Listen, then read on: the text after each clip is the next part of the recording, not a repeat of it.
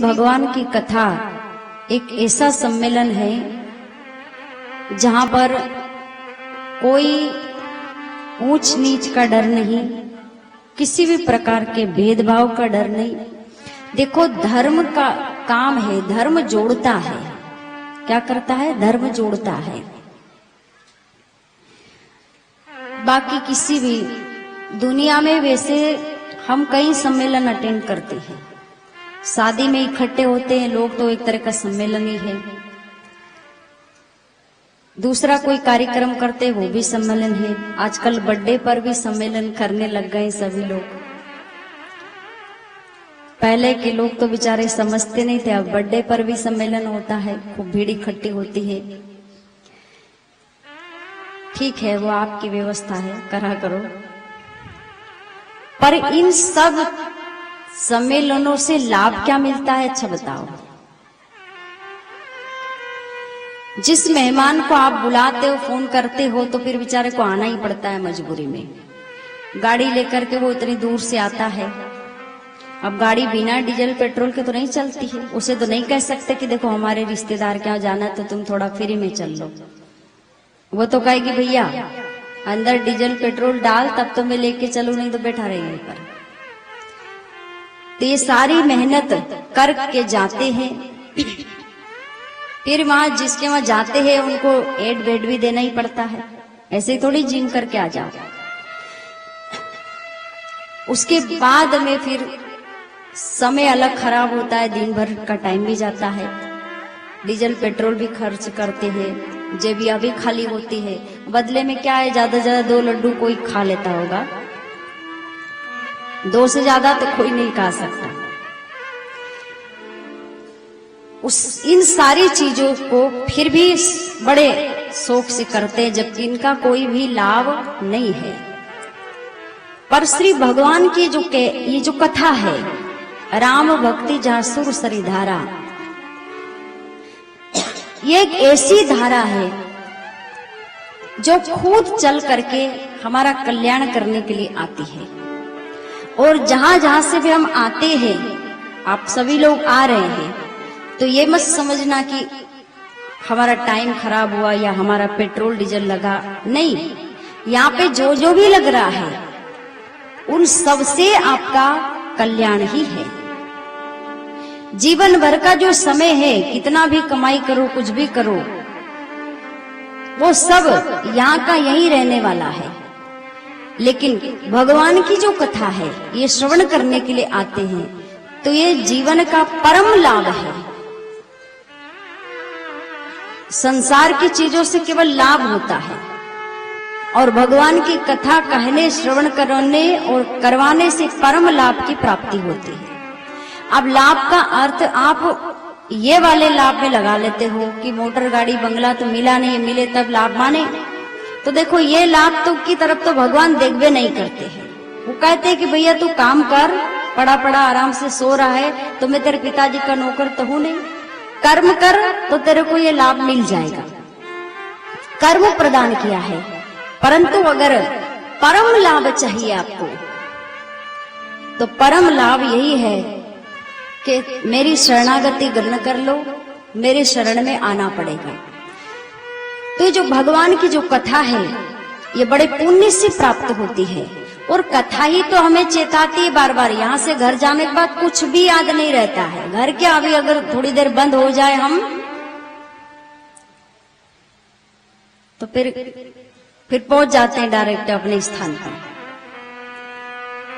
तो ये कथा ही भगवान की चेताती बार बार कि मनुष्य तू कर्म कर ले, मनुष्य तू भजन कर ले, मनुष्य तेरा जो लक्ष्य है उसको तू पा ले।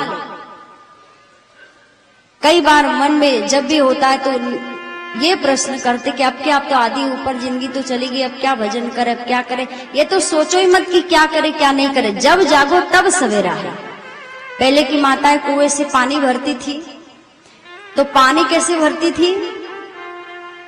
बाल्टी को रस्सी से बांधती थी, और रस्सी से बांध करके उस बाल्टी को कहां, कुएं में गिरा देती। और जैसे ही बाल्टी कुएं में जाती, तो अच्छा रस्सी को कितना अंदर छोड़ देती है। हाथ में पकड़ी पूरी रस्सी बाल्टी के साथ में आप छोड़ देती थी।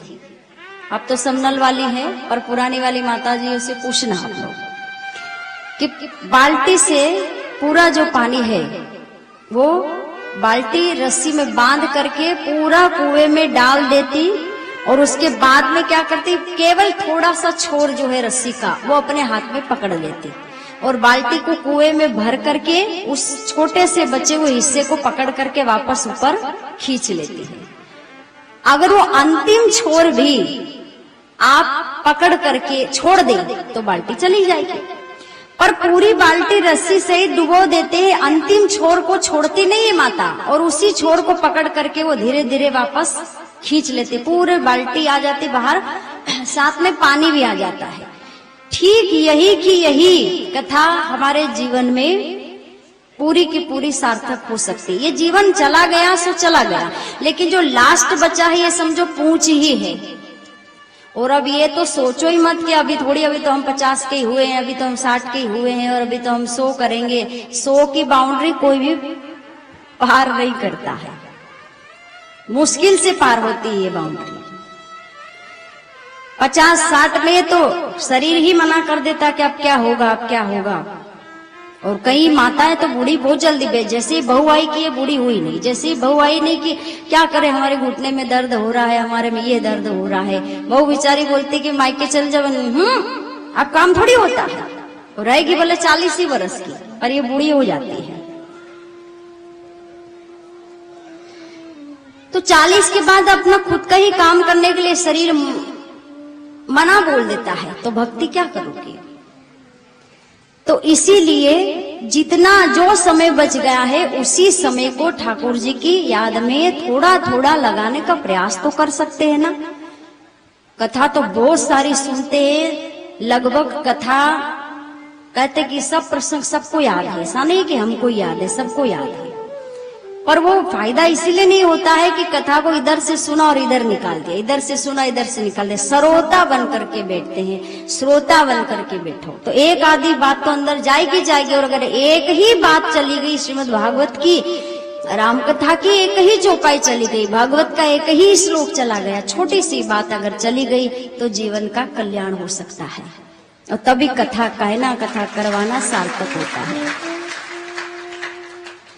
इसीलिए हमारे लाडले भगवान ने अनंत लीलाएं करी है कि कलयुग का मनुष्य अधिक समय तक भजन नहीं कर सकता, इनका मन अति चंचल रहेगा। इसलिए मैं सुंदर सुंदर लीला करूं ताकि उसे सुन करके मेरे प्रति इनके मन में भाव जग जाएगा, प्रेम जग जाएगा। और नहीं भी जगेगा तो कोई भी संत महात्मा कहेंगे ये जितनी देर बैठ करके सुनेंगे उतनी भक्ति तो मैं डायरी में नोट कर ही लूंगा कि इतना मेरा चरित्र इन्होंने सुना है।